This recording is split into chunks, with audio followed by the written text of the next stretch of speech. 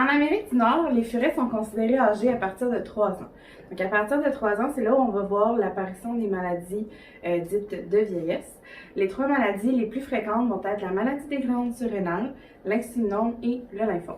À partir du moment où votre furet a plus de 3 ans, c'est important de vraiment être à l'écoute du furet puis de surveiller pour l'apparition des symptômes de ces 3 maladies-là. C'est important aussi de faire des visites beaucoup plus fréquentes chez le vétérinaire pour être capable de détecter rapidement les maladies. Entre autres, là, de prendre des prises de glycémie, faire des palpations, etc. pour être capable de voir rapidement si quelque chose cloche. La maladie des glandes surrénales, le symptôme le plus visible qu'on va voir, ça va être la perte de poils. Mais on parle d'une perte de poils beaucoup plus importante que la mue. La peau va se dénuder complètement. Il y a aussi des symptômes qui sont reliés au sexe de l'animal. Par exemple, la femelle va avoir la vulve enflée. Elle pourrait avoir aussi des sécrétions de la vulve colorée ou non.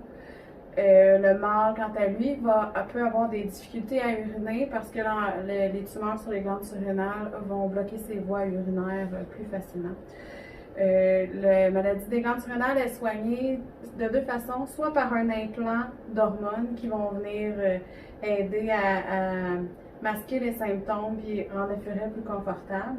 Malheureusement, ça ne peut pas se guérir, mais on peut rendre le furet plus confortable. Donc, l'implant, lui, est à répéter à tous les 2 ans à peu près. 12 à 18 mois en général que l'implant va faire effet. Sinon, l'autre solution, souvent, ça va être les injections de Lupron qui, elles, sont plus fréquentes au début et ça se passe au fil des traitements. Puis on parle à peu près une injection à tous les 30 jours environ. Effectivement. La deuxième maladie la plus commune, c'est l'insulinome. C'est aussi appelé le cancer du pancréas. Cette maladie-là, c'est un petit peu comme le diabète. Les furets vont faire de l'hypoglycémie. Donc, les symptômes qu'on va remarquer, ça va être une faiblesse générale, une incoordination. Souvent, chez les furets, ce qu'on va voir, c'est que les pattes arrière vont avoir de la difficulté. Donc, le furet va tibuter, il va se promener, il va avoir beaucoup d'incoordination. Il va avoir aussi des maux de cœur qui vont se voir, en fait, parce que le furet va avoir une hypersalivation. Il va aussi gratter son palais. Il va aussi avoir plus de frissonnement souvent chez le furet qui fait de l'hypoglycémie. Comment on fait pour déterminer aussi vraiment que le furet a cette maladie-là? C'est par une prise de glycémie au vétérinaire. Comme j'expliquais au début, vous devriez faire des visites plus fréquentes chez votre vétérinaire quand le furet est âgé. En faisant des prises de glycémie, vous allez pouvoir rapidement voir si le problème commence à se déclencher.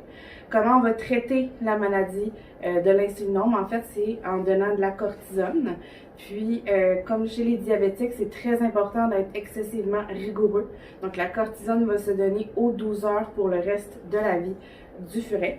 Et le dosage peut changer là, à travers la vie du furet. Donc, ça peut commencer plus bas, ça peut monter, ça peut aussi baisser. Donc, il faut toujours là, surveiller comment semble aller notre furet. On peut aussi penser qu'il faudrait nourrir notre furet plus régulièrement, vérifier s'il se nourrit bien. Et aussi peut-être demander à notre vétérinaire de nous prescrire du sucrate, en effet, pour protéger l'estomac. Oui, effectivement. C'est vraiment important, là, un furet qui a l'insulinome qui soit capable de manger là, aux 4 heures parce que c'est ça qui lui permet de réguler sa glycémie. Sinon, la troisième maladie la plus répandue, c'est vraiment les lymphomes. Donc, les lymphomes, ça va se voir en fait parce que les furets vont avoir les ganglions lymphatiques enflés. Sinon, les symptômes sont quand même assez variés. Donc, il peut y avoir de l'incoordination, il peut y avoir des difficultés respiratoires, etc. Malheureusement, le lymphome, c'est celui qui est vraiment le plus difficile à gérer. Ça va être de la cortisone qui va être donnée, mais ça va vraiment être un traitement palliatif. Donc, le but, ça va juste être de conserver le furet confortable le plus longtemps possible. Donc, c'est important de faire des visites souvent chez votre vétérinaire. C'est important aussi d'être très à l'écoute et d'observer beaucoup votre furet pour être certain là, de déceler tout ce qui cloche très rapidement. Les changements de comportement, les changements dans l'alimentation, les changements dans ses habitudes. C'est bon.